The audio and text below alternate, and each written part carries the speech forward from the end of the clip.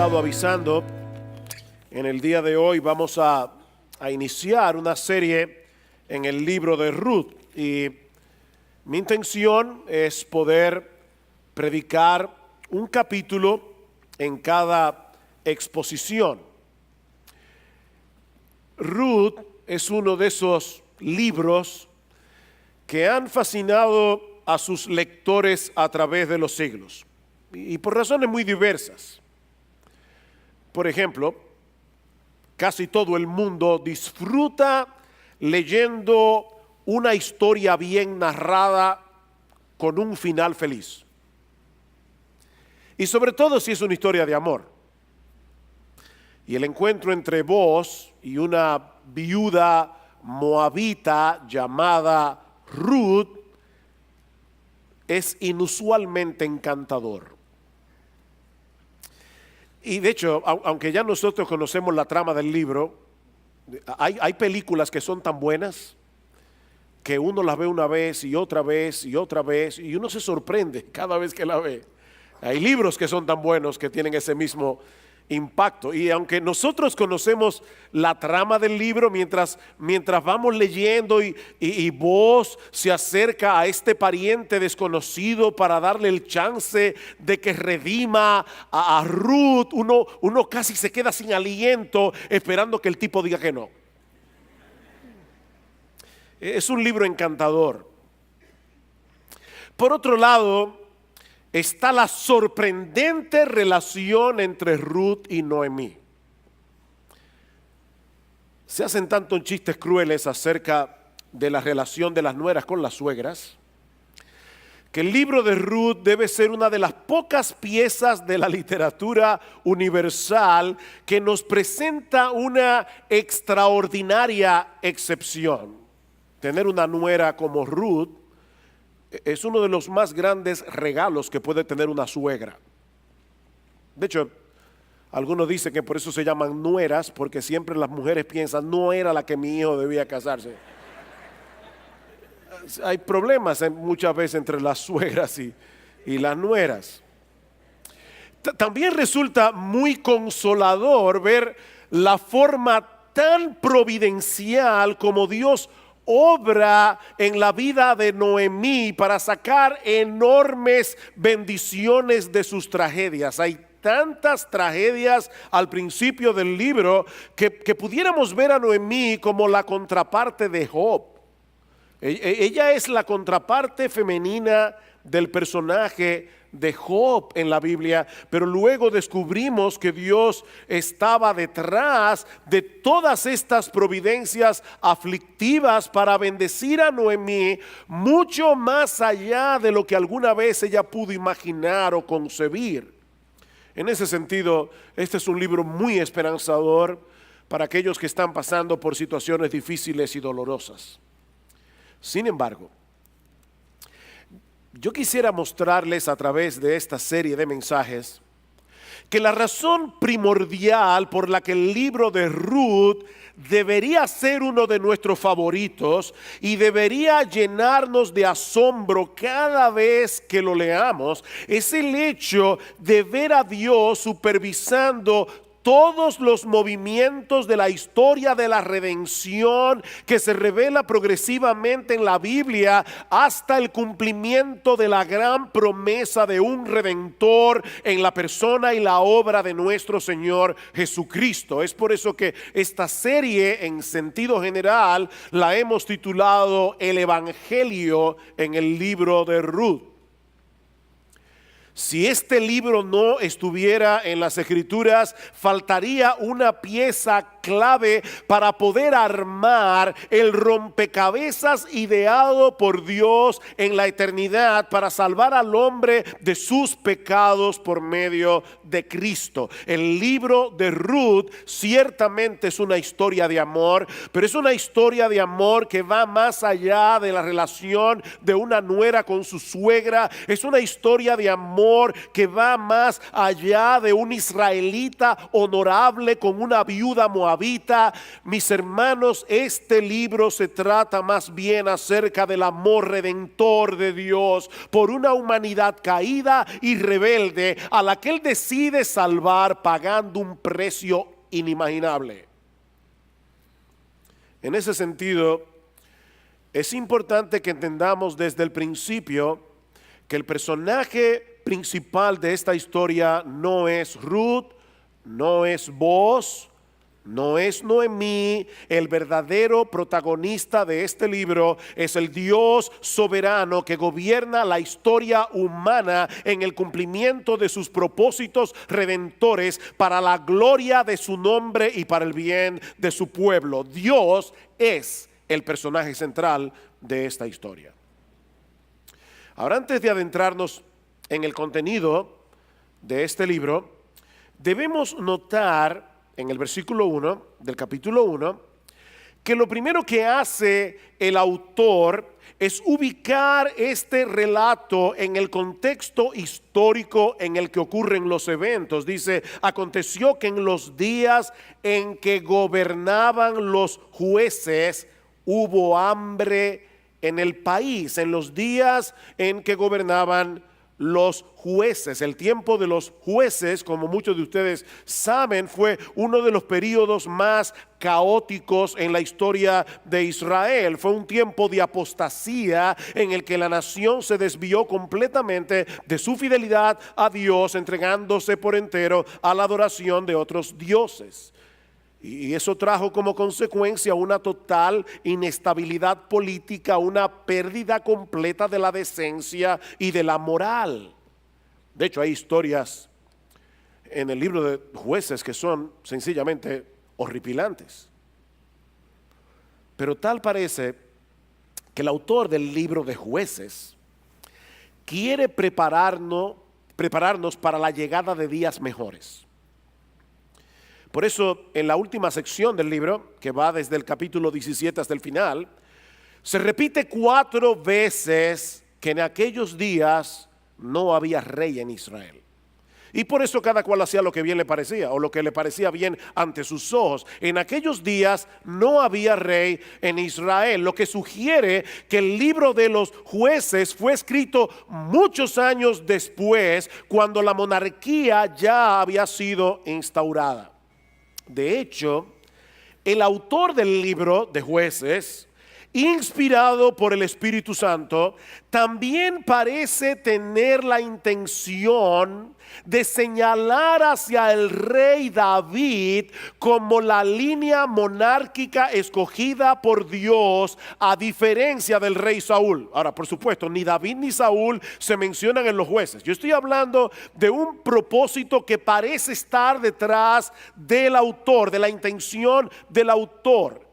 Por solo citar 2 ejemplos, y créame, hay más ejemplos que pudiera traer del libro de Jueces para probar este punto. En Jueces capítulo 1 versículo 2, empezando la historia, vemos que Dios escoge a la tribu de Judá, de donde era David, para ser los que lideraran la conquista de Canaán. Y seguimos leyendo en ese mismo capítulo y vemos que se nos dice que la tribu de Benjamín, de donde era Saúl, no pudo expulsar a los jebuseos de la ciudad de Jerusalén, que luego iba a ser conocida como la ciudad de David. Y uno ya comienza a ver, aquí hay algo. La tribu de Judá es la que está haciendo las cosas bien, no la de Benjamín. Y de la misma manera, casi al final del libro, nosotros vemos que Dios escoge a la tribu de Judá otra vez para liderar una guerra civil en la que todo el pueblo de Israel se levantó contra ¿quiénes? Contra la tribu de Benjamín, por las atrocidades que se cometieron contra un levita y su concubina, un hecho que sucede precisamente en la ciudad de Gibeá. ¿Y quién era de la ciudad de Gibeá? Era Saúl. Y la tribu de Judá es la que tiene que liderar esta guerra civil. Y es como diciendo, cuando vayan a escoger, miren bien a dónde ustedes ponen sus ojos. Es Judá, no es Benjamín. Así que el libro de los Jueces nos prepara para la llegada del rey David.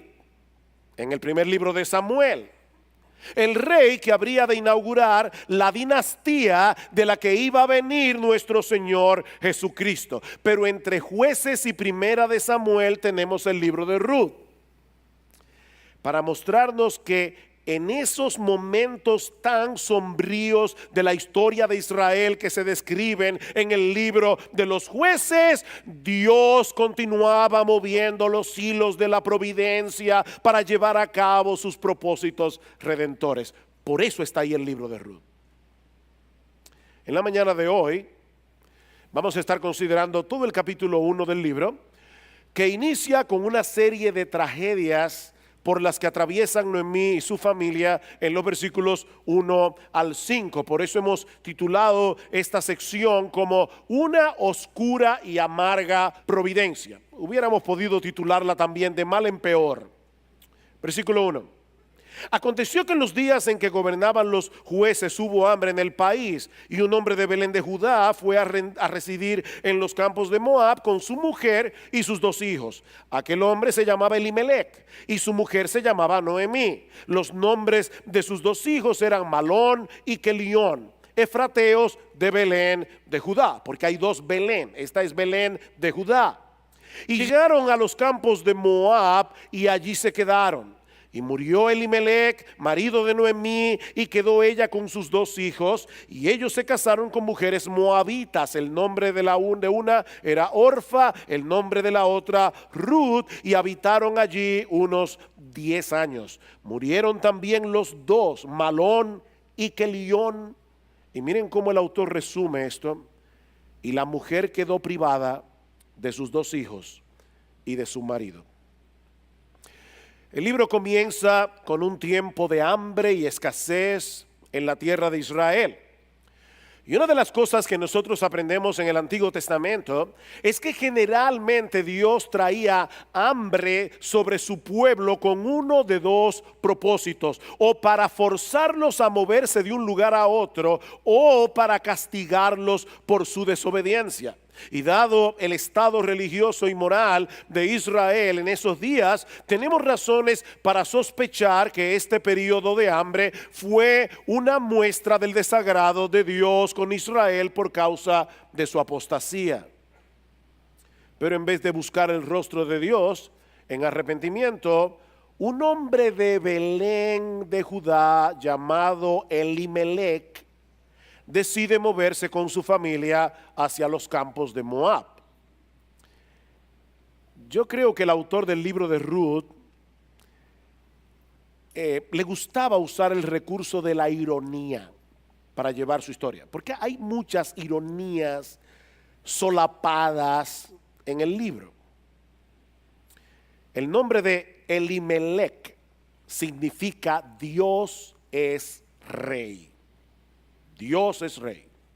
Lo que parece indicar que cuando este muchacho nació, al menos había una familia en Belén durante el periodo de los jueces que no se había olvidado del gobierno de Dios sobre su pueblo.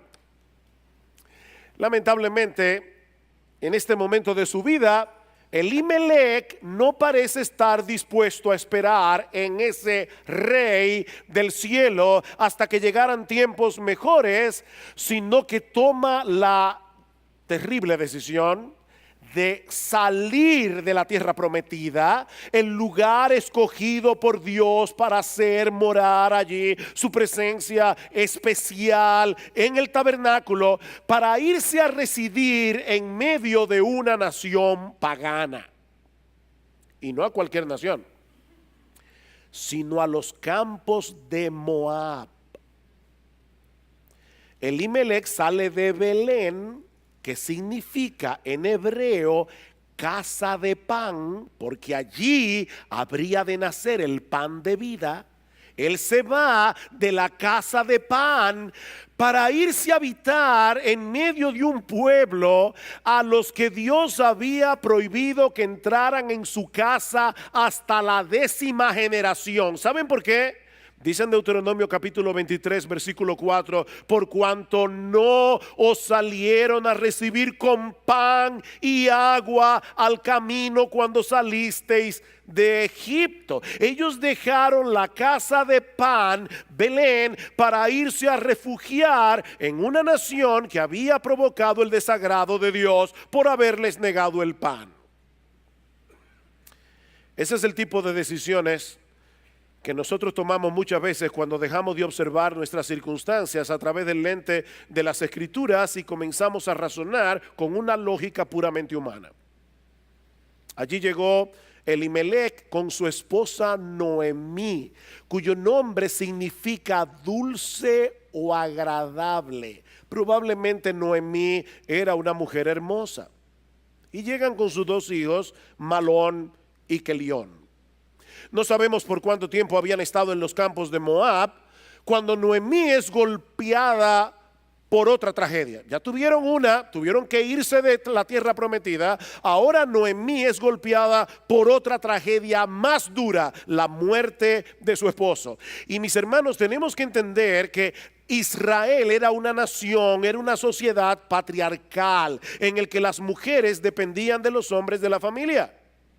Dios había establecido leyes en Israel para el cuidado de las viudas, pero la muerte del esposo normalmente implicaba una situación muy difícil para la mujer que se había quedado sin esa protección, a menos que la mujer tuviera hijos, como era el caso de Noemí. Así que todavía, en medio de su tristeza, ella contaba con la protección de sus 2 hijos, Malón y Kelión, los cuales, como era de esperar, se casaron con 2 muchachas paganas, Orfa y Ruth. Pasan 10 años, ¿notaron eso en el texto? 10 años. Y por una razón que el autor no especifica, ninguno de los 2 pudieron procrear hijos. Otra tragedia para Noemí. Se quedó sin esposo, se quedó sin la bendición de que sus hijos le dieran nietos, que alegraran sus días en la vejez, que preservaran el nombre de la familia, algo muy importante en Israel. Pero las tragedias no habían terminado para Noemí. Al cabo del tiempo, también mueren sus 2 hijos. Y no deja de ser sorprendente el poco espacio que el autor del libro le dedica a narrar todas estas tragedias. 5 versículos. Una tragedia detrás de la otra. Como si el Espíritu Santo no quisiera llamar nuestra atención a las aflicciones de esta familia, sino más bien a la manera como estas 3 mujeres, Noemí, Orfa y Ruth, reaccionan ante estas providencias tan oscuras y amargas, porque esta es la sección más larga del libro, lo que nos lleva a nuestro segundo encabezado: una respuesta incoherente. Versículo 6. Entonces se levantó con sus nueras para regresar a la tierra de Moab, porque ella había oído en la tierra de Moab que el Señor había visitado a su pueblo dándole alimento. Salió pues del lugar donde estaba y sus 2 nueras con ella, y se pusieron en camino para volver a la tierra de Judá. En aquellos días no era de buena costumbre que uno se despidiera de alguien que se iba a vivir a otro lugar en la casa. Normalmente seguían a la persona un trecho del camino y de ahí la despedían. Por eso dice que salió ella con sus 2 nueras, pero la intención de Noemí de ninguna manera era llegar hasta Belén con Orfa y con Ruth. Vean el versículo 8. Y Noemí dijo a sus nueras: id, volveos cada una a la casa de vuestras madres, que el Señor tenga misericordia de vosotras, como vosotras la habéis tenido con los muertos y conmigo. Que el Señor os conceda que halléis descanso cada una en la casa de su marido. Entonces las besó, y ellas alzaron sus voces y lloraron y le dijeron: no, sino que ciertamente volveremos contigo a tu pueblo.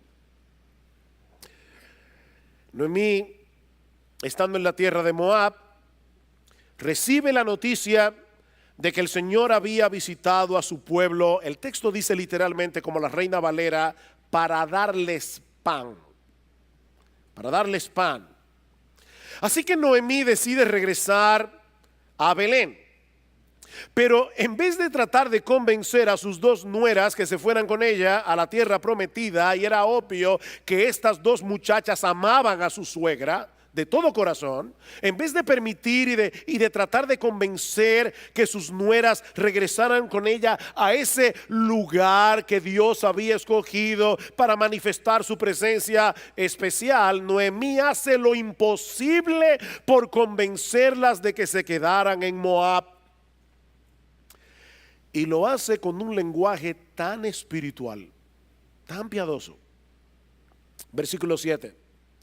Que el Señor tenga misericordia de vosotras, como vosotras la habéis tenido con los muertos y conmigo. La palabra hebrea Gesed, que por cierto aparece varias veces en el libro de Ruth, y aquí se traduce como misericordia, da la idea más bien de la fidelidad del amor de Dios para con su pueblo en virtud del pacto que Él había hecho con ellos. Es una palabra sumamente difícil de traducir al español. Es como amor pactal, amor de pacto, amor fiel. Noemí está apelando al amor de Dios, un Dios que es fiel a su palabra, un Dios que es fiel a su pacto, pidiéndole que tenga misericordia de sus dos nueras. Y en el versículo 9, Noemí las bendice deseándoles que el Señor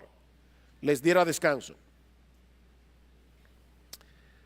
Sin embargo, al mismo tiempo, Noemí está aconsejando a sus dos nueras que permanezcan en Moab, no solo con sus familias respectivas, sino también con sus dioses.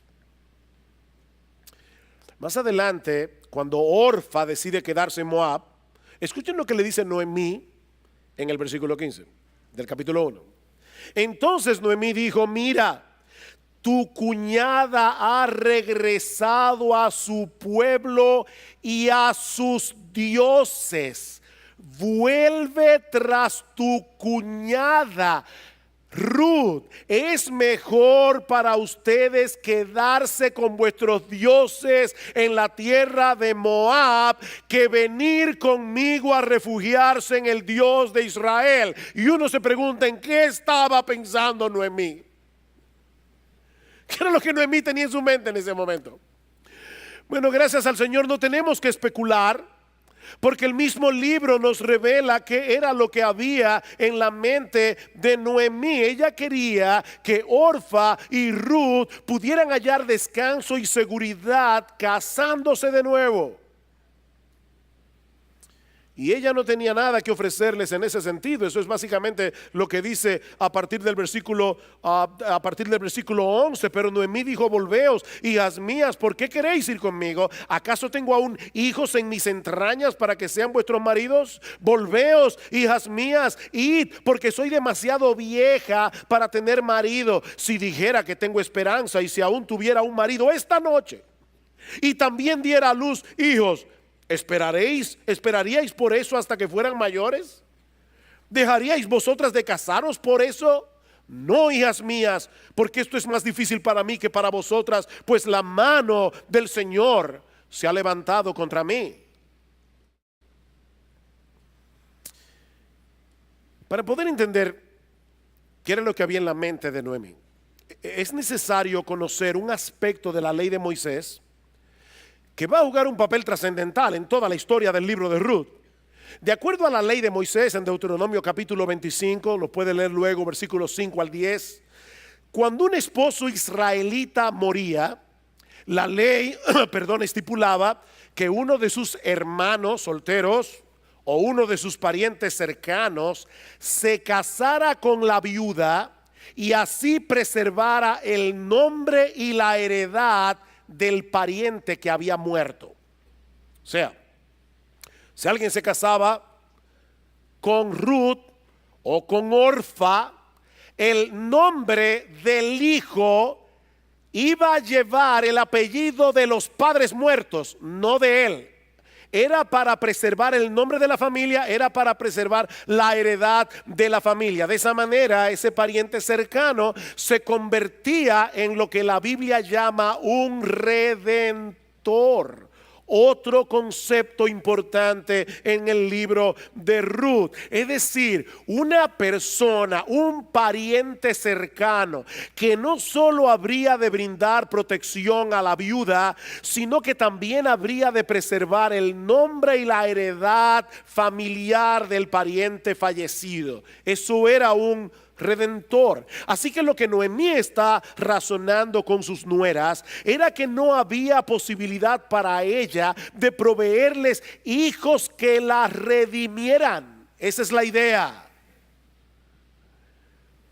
No tengo hijos y no puedo tenerlos. Aparte de que Dios se ha ensañado contra mí, Dios me está castigando. Yo no sé si Noemí tenía un sentido de culpa por haber dejado Belén originalmente, pero ella sentía que la mano de Dios estaba contra ella. Ustedes son jóvenes todavía, vuelvan a sus tierras y a sus dioses, porque yo no puedo darles lo que ustedes necesitan, un marido que las redima.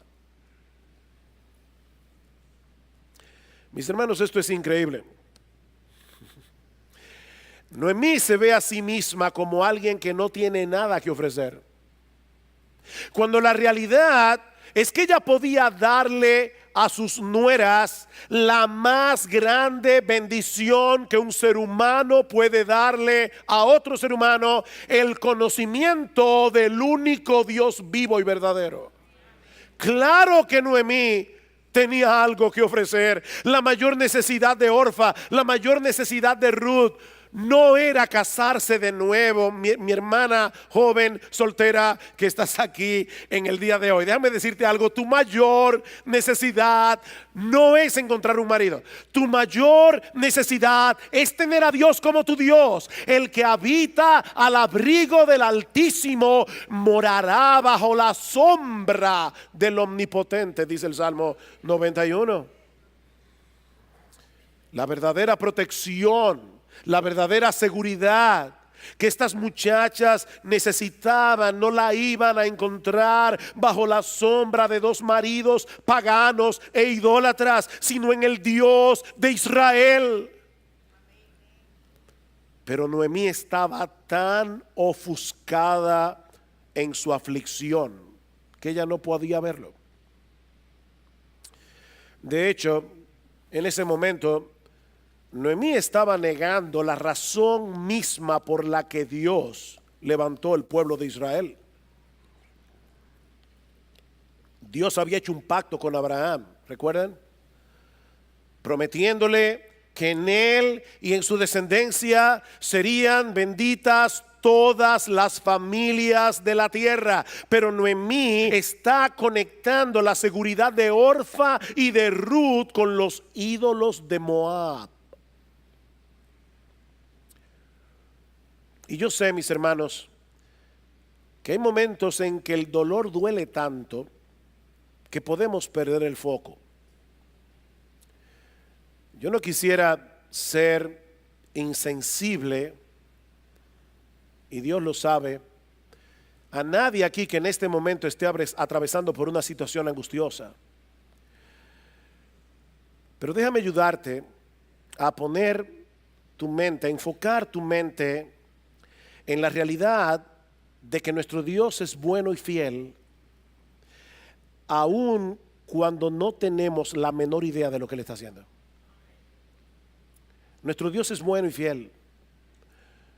Mi hermano, mi hermana, no permitas que tu dolor determine tu teología.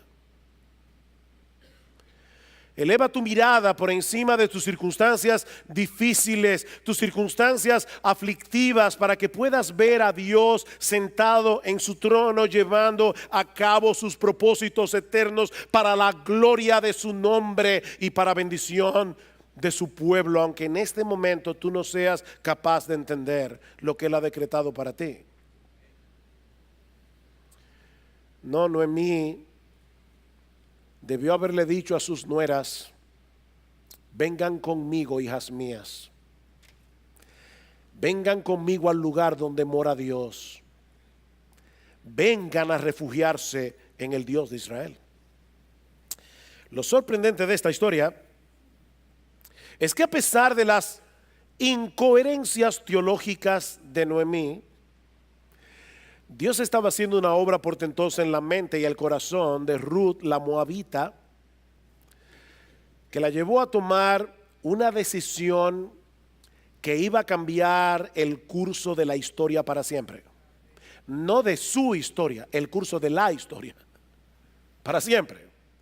Y eso nos lleva a nuestro tercer encabezado: un compromiso firme y determinado. Dice en el versículo 14 que cuando Orfa decide regresar y quedarse viviendo en Moab, dice Ruth, se quedó con ella.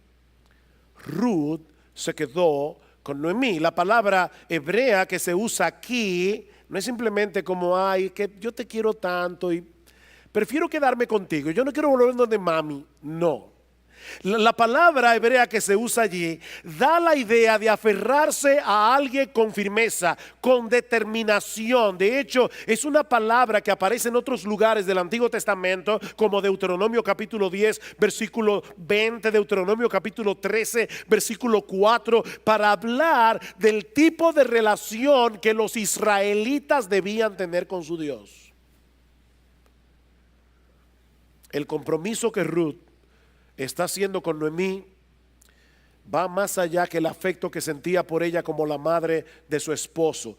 Ruth se está comprometiendo con el Dios de Noemí y con el pueblo con el que ese Dios había entrado en una relación de pacto. Noten el versículo 15. Entonces Noemí dijo: mira, tu cuñada ha regresado a sus pueblos, a su pueblo y a sus dioses. Vuelve tras tu cuñada. Pero Ruth dijo: no insista que te deje o que deje de seguirte, porque a donde tú vayas iré yo, y donde tú mores moraré. Tu pueblo será mi pueblo y tu Dios será mi Dios. Donde tú mueras, allí moriré y allí seré sepultada. Así haga el Señor conmigo, y aún peor, si algo excepto la muerte nos separa. Wow, eso es una de las expresiones más hermosas que nosotros encontramos en la Biblia. Este es un texto que suele usarse mucho en los votos matrimoniales, y aunque las palabras en sí mismas, si tú las sacas del contexto, expresan una idea que bien puede ser adaptada al matrimonio, no olviden que fueron dichas a una suegra, no a un esposo. Lo que Ruth está expresando aquí es una firme determinación a olvidarse de su trasfondo pagano, idolátrico, y venir a refugiarse al abrigo de Dios, aun si eso significara quedarse sin marido y sin hijos por el resto de su vida. No olviden el contexto. ¿Qué le acaba de decir Noemí? Hija mía, conmigo tú no tienes esperanza. ¿Quién se va a fijar en ti en la tierra de Moab? En la tierra de Israel, perdón, una moabita pagana. ¿Quién se va a fijar en ti? ¿Quién va a querer redimir a uno de mis hijos si yo no tengo pariente cercano que me redima? Noemí estaba tan amargada que se había olvidado de Booz. Pero eso lo veremos en el próximo capítulo. Sin embargo, Ruth está determinada a continuar viviendo en la comunidad del pacto, y aún en el caso de que Noemí muriera antes que ella, Ruth le dice: yo me voy a quedar aquí. Y si yo muero primero, no llames a mami, no llames a papi para que vengan a buscar el cadáver. Porque a partir de este momento estoy tomando la determinación de olvidarme de mi familia, de olvidarme de mi trasfondo religioso, de olvidarme de mi tierra. Yo soy ahora una israelita de corazón. Yo he venido a refugiarme bajo la sombra del Dios de Israel. Lo increíble de esto, mis hermanos, es que si Ruth le hubiera prestado atención a las palabras amargas de Noemí, nunca habría confiado en Dios.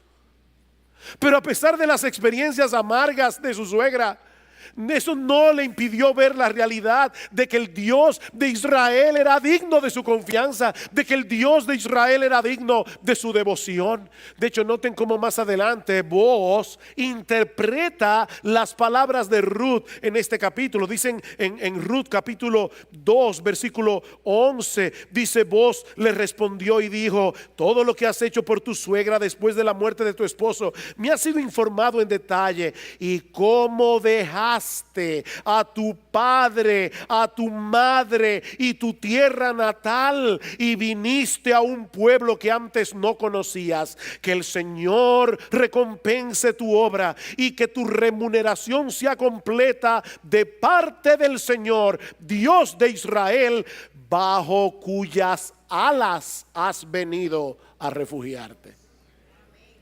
¿Ven el punto? No fue simplemente por amor a Noemí que Ruth tomó esa decisión. Ella había decidido atar su vida al Dios de Israel.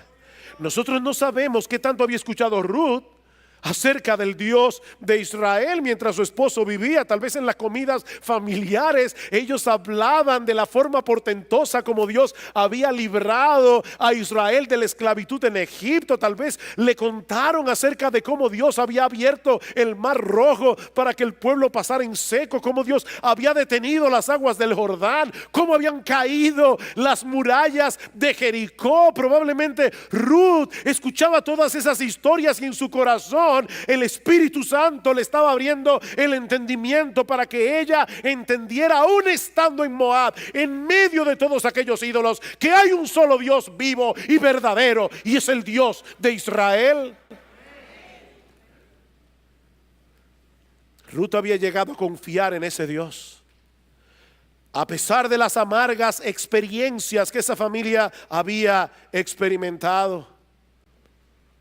Lamentablemente, Noemí está tan ofuscada que es incapaz de consolarse al ver el milagro que se ha operado en el corazón de Ruth y el amor incondicional que ella le está manifestando. Y eso nos lleva a nuestro cuarto encabezado: una teología basada en la desesperación. Vean el versículo 18. Al ver Noemí que Ruth estaba decidida a ir con ella, no le insistió más. Caminaron pues las dos hasta que llegaron a Belén. Y sucedió que cuando llegaron a Belén, toda la ciudad se conmovió a causa de ellas, y las mujeres decían: ¿no es esta Noemí? Y ella les dijo: no me llaméis Noemí, llamadme Mara, que significa amarga, porque el trato del Todopoderoso me ha llenado de amargura. Llena me fui, pero vacía me ha hecho volver el Señor. ¿Por qué me llamáis Noemí? Ya que el Señor ha dado testimonio contra mí, y el Todopoderoso me ha afligido. Cuando estas dos mujeres entran por las calles de Belén, el rostro de Noemí reflejaba el impacto de su aflicción, a tal punto que las mujeres comienzan a murmurar. La palabra hebrea significa hablar en susurro. Estas mujeres comenzaron a ver el rostro de Noemí, decían: pero ¿Qué es esta? ¿Es esta mujer Noemí? ¿Qué le pasó a Noemí? Y seguramente recordaban su belleza. Cuando ella había partido de Belén unos años atrás, ellos no podían creer el estado demacrado en que se encontraba esta mujer. Y Noemí está consciente del cambio que se ha operado en ella. Por eso les dice: no me llamen Noemí, no me llamen Noemí. Hace tiempo que mi vida dejó de ser dulce. Hace tiempo que mi vida dejó de ser agradable. Sería más apropiada que me llamen amarga. Llámenme amarga, porque el Todopoderoso me ha llenado de amargura. Noten, mis hermanos, que Noemí no creía en un destino ciego que se había ensañado contra ella. Noemí no le dice a estas mujeres: he tenido mala suerte. No, ella estaba completamente segura de que el Dios Todopoderoso, el Dios soberano, seguía sentado en su trono, y que todo lo que a ella le había acontecido y a su familia había sido decretado por él. ¿Y saben qué? Noemí tenía toda la razón. En esos dos aspectos su teología era correcta. Saben, mis hermanos, que hay algunos cristianos que quieren defender a Dios en medio de las aflicciones, en medio de las circunstancias dolorosas, negando su control soberano sobre esos aspectos de la vida. Pero, mis hermanos, eso no solamente es antibíblico, eso tampoco es ningún consuelo. Eso no es ningún consuelo. Hemos dicho muchas veces en este mismo púlpito que si Dios solamente controlara las cosas que salen bien en este mundo, Él no controla casi nada. Si Dios solamente controla las cosas que salen bien, vamos a tener que concluir que hay un montón de cosas que Él no controla, y eso, mis hermanos, no es ningún consuelo. Pero nosotros podemos descansar en el hecho de saber que nuestro Dios sí está en control y que Él tiene un propósito sabio, justo y bueno en todo lo que hace, aun cuando nosotros no podemos entenderlo. Dos veces Noemí se refiere a Dios como el Shaddai, en los versículos 20 al 21, el Todopoderoso, el Shaddai. Y dos veces le llama Señor. El Todopoderoso me afligió, el Señor me ha afligido. Su teología era mejor que la de muchos evangélicos en el día de hoy, pero era una teología incompleta. Ese era el problema. Era una teología incompleta, porque Noemí estaba analizando a Dios a la luz de su experiencia, en vez de mirar hacia Él a la luz de su palabra. Era una teología basada en la desesperación. Pero nuestro Dios es paciente. Él todavía tenía planes sorprendentes para la vida de Noemí. Y es por eso que el capítulo 1 termina con un rayo de esperanza brillando en el horizonte. Este es mi quinto encabezado. Un rayo de esperanza brillando en el horizonte. Versículo 22. Y volvió Noemí, y con ella su nuera Ruth, la moabita. Siempre se le llama la moabita. Y regresando así de los campos de Moab, llegaron a Belén al comienzo de la siega de la cebada. Qué casualidad. Llegaron a Belén al comienzo de la siega de la cebada. No solo había alimento para ellas en Belén, la casa de pan, sino que llegaron en el momento preciso para que se desencadenaran una serie de eventos en el contexto de la siega de la cebada, que no solo cambiarían radicalmente la vida de Ruth, sino que cambiarían radicalmente la historia del mundo. como veremos a lo largo de esta serie. Mis hermanos, ¿qué aprendemos de esta historia? Hay varias lecciones aquí, pero por causa del tiempo voy a limitarme solamente a mencionar algunas. La primera es que la amargura produce ceguera espiritual. La amargura produce ceguera espiritual. Es verdad que Noemí había sufrido muchas tragedias, pero también es verdad que Dios había comenzado a mostrarle su bondad. Dios había comenzado a mostrarle su misericordia, pero ella estaba tan amargada que era incapaz de verlas. Fue Dios el que visitó a su pueblo infiel para darles pan en medio del hambre. Fue Dios. Dice en el versículo 6, y fue Dios el que le hizo saber a Noemí que eso estaba sucediendo en Belén. De alguna manera Dios se le ingenió para traerla otra vez a la tierra prometida. Dios estaba haciendo algo. Fue Dios el que orquestó las cosas para que llegaran justo al comienzo de la siega de la cebada, donde Ruth no solamente conseguiría alimento, conseguiría un redentor. ¿Y qué redentor? Pero sobre todas las cosas, fue Dios el que le dio el regalo de tener una nuera como Ruth.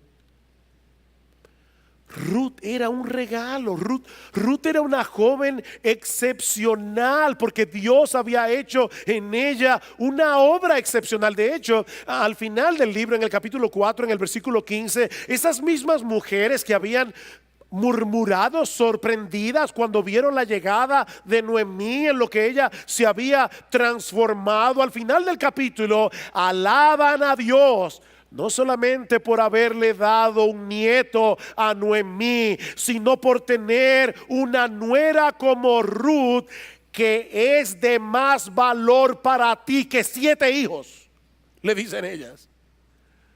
Ruth era excepcional. Pero en este punto de la historia Noemí es incapaz de verlo. Me fui llena, pero regresé vacía. Wow. Me fui llena, pero regresé vacía. Oh, mi hermano, mi hermana, cuidado con la amargura. La amargura produce una ceguera que no nos permite ver las bendiciones de Dios. Pero también aprendemos de esta historia que las obras de Dios, lo que Dios está haciendo, tienen un alcance mucho más amplio de lo que nuestros limitados ojos son capaces de ver. Nosotros tenemos una visión muy corta de lo que Dios está haciendo. Escuchen lo que dice John Piper comentando acerca de este pasaje. ¿Qué diría Noemí si tan solo pudiera ver una fracción de las miles de cosas que Dios estaba haciendo en medio de las amargas providencias que ella estaba experimentando? Y si Noemí supiera que parte de lo que Dios estaba haciendo era conformar una genealogía para el Mesías que humillaría al mundo, incluyendo a una moabita gentil. Y si hubiera podido ver que en Ruth nacería un hijo varón que sería el abuelo del más grande rey de Israel, y que este rey de Israel sería el antepasado del rey de reyes, Jesucristo, el Señor del universo. Oh, si tan solo Noemí hubiera visto eso. Pero ¿sabes qué? Tú y yo sí lo sabemos ahora.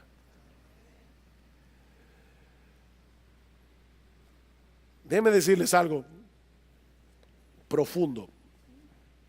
Noemí nunca leyó el libro de Ruth.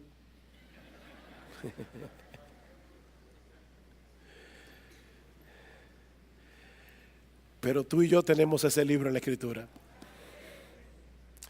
Tú y yo sí podemos armar el rompecabezas y mirar ahora al Dios que gobierna la providencia haciendo cosas impresionantes y decir: wow, Cuánta sabiduría, cuánta bondad, cuánto amor manifestado aún en aquellos eventos que duelen. Pero aprendemos también que nuestro Dios tiene un plan que nada ni nadie puede detener y que Él está llevando a cabo, escucha bien mi amado hermano, un plan que Él está llevando a cabo a través de personas comunes y corrientes como tú y como yo. Si este libro nunca se hubiera escrito, tal vez nos habríamos enterado de que en la genealogía de Jesús había una mujer moabita llamada Ruth, pero jamás habríamos podido imaginar la forma como Dios obró a través de la familia de Elimelech para llevar a cabo sus planes redentores. El autor del libro de Ruth no hace ningún juicio de valor sobre la decisión de Elimelech de irse de la tierra prometida a la tierra de Moab. Tampoco nos dice explícitamente que la hambruna que había llegado a la tierra de Israel fue por causa de su pecado. Muy probablemente fue así, pero no lo sabemos con certeza.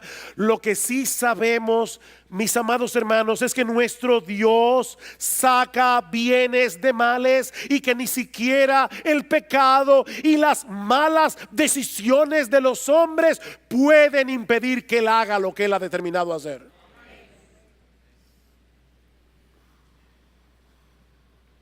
Nosotros hacemos muchas malas decisiones, pero Dios tiene un plan. Él es soberano. Nosotros creemos en un Dios que saca bienes de males de maneras sorprendentes. Mi hermano, tu vida tiene significado si tú eres un creyente. Tu vida tiene significado. Tal vez tú te ves a ti mismo tan débil, te ves a ti mismo tan insignificante. Yo no soy famoso, yo no soy rico, no tengo talentos. Oh, pero Dios puede obrar a través de familias como la de Elimelech, familias problemáticas, familias con suegras como Noemí. Y Dios obra a través de ellos para traer de toda esta historia que al principio parece un desastre. Y ahí estaba Dios moviendo los hilos de la providencia para que naciera un redentor. Y hoy tú y yo estemos aquí sentados. Tú y yo estamos aquí hoy, humanamente hablando, porque una moabita gentil decidió seguir a su suegra hasta la tierra prometida. Por eso estamos tú y yo sentados aquí hoy. Porque una moabita gentil llamada Ruth tomó la decisión de refugiarse bajo las alas del Dios de Israel. Pero lo más importante que aprendemos de este capítulo es que la mayor necesidad del ser humano no es tener amigos, no es tener una familia en la que se sienta seguro y aceptado, no es tener un buen esposo, una buena esposa. Y es bueno tener amigos, es bueno ser parte de una familia en la que uno es amado incondicionalmente, es bueno tener un buen matrimonio, eso es bueno. Pero mi amigo, yo quiero hacerte ver en esta mañana que tu mayor necesidad es venir a refugiarte bajo la sombra del Todopoderoso. Tu mayor necesidad es venir a refugiarte bajo la sombra de ese Dios que ha movido los hilos de la historia para proveer a Cristo el Redentor, que hace posible que tengamos en Dios un refugio y no un juez. Es por medio de Él y solo por medio de Él que podemos arreglar nuestras cuentas con la justicia divina y recibir de pura gracia el don de la vida eterna. Es solo por Cristo, el tataranieto de Ruth. Oh, quiere el Señor que muchos aquí, muchos, no pocos, yo les rogaba a Dios esta mañana, Señor, es una gran cosecha lo que queremos ver, no pocos. Oh, quiere el Señor que muchos en este mismo momento, tomen la determinación de volverse de sus ídolos, como hizo Ruth, para servir al Dios vivo y verdadero. Oh, que muchos vengan a Cristo hoy, ahora, aquí, en arrepentimiento y fe. Porque ese es el único refugio en el que podemos encontrar seguridad, descanso, protección. No durante nuestra vida aquí. No. Por los siglos de los siglos. Oh, ven y refúgiate hoy bajo las alas del Todopoderoso. Porque el que habita al abrigo del Altísimo morará bajo la sombra del Omnipotente.